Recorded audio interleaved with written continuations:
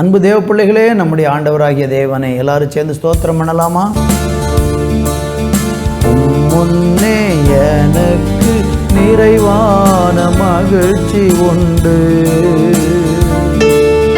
உம்மருகில் எப்போதும் நித்திய பேரின்பம் உண்டு. முன்னே எனக்கு நிறைவான மகிழ்ச்சி உண்டு,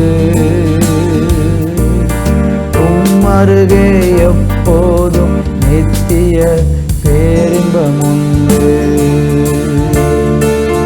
நிறைவான மகிழ்ச்சி நீரே, நித்திய பேரின்பமே, ஆராதனை உமக்கே, ஆவியில் ஆராதனை, ஆராதனை உமக்கே, ஆவியில் ஆராதனை. முன்னே எனக்கு நிறைவான மகிழ்ச்சி உண்டு, உம்மருகே எப்போதும் நித்திய பேரின்பம் உண்டு. என்னை காக்கும் இறைவன் நீரே, உம்மிடம் ஒப்படைத்தேன் நான். என்னை காக்கும் இறைவன் நீரே, உம்மிடம் அடைக்கலம் புகுந்தே. என்னையாளும் தலைவர் நீரே, உம்மையன்றி வேறு யாருமில்லை. என்னையாளும் தலைவர் நீரே, உம்மையன்றி ஆசை வேறில்லை.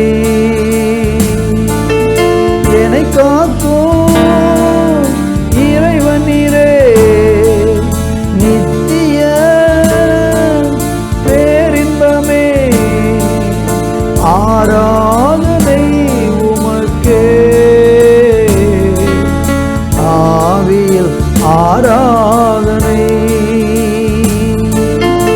ஆராதனை உமக்கே, ஆவியில் ஆராதனை. முன்னே எனக்கு நிறைவான மகிழ்ச்சி உண்டு,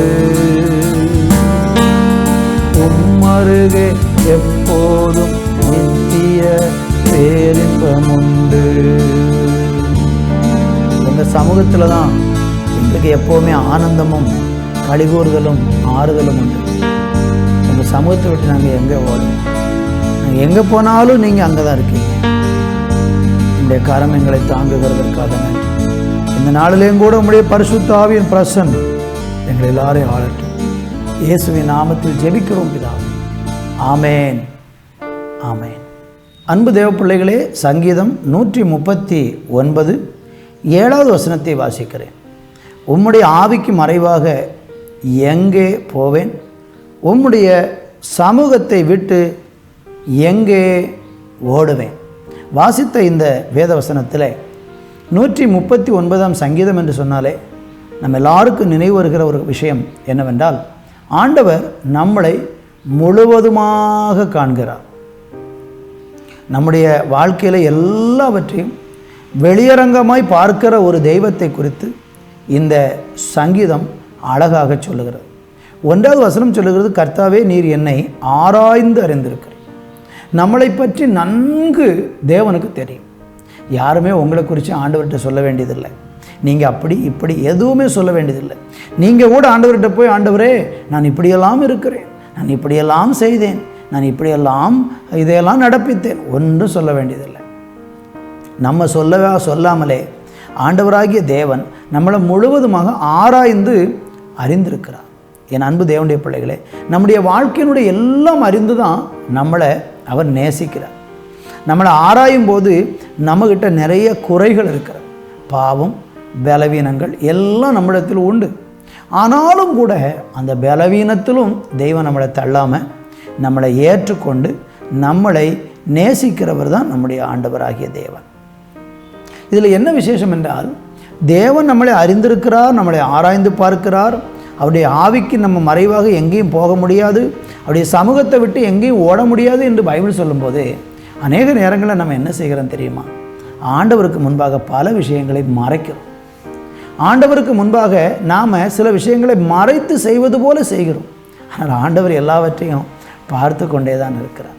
இந்த உண்மையை உள்ளத்தின் ஆழத்தில் யாரெல்லாம் உணர்ந்து என்னை முழுவதுமாக ஆண்டவர் பார்க்கிறார் என்று சொல்லி அவருக்கு முன்னால் வெளியரங்கமாக யார் வாழ்கிறாங்களோ, ஒன்றை மறைச்சு வைக்காம, நான் கர்த்தருக்கு முன்னால் இருக்கிறேன், ஆண்டவர் என்னை பார்த்துக்கிட்டே இருக்கிறார், ஆனால் நான் ஒன்றும் மறைச்சே செய்ய முடியாது.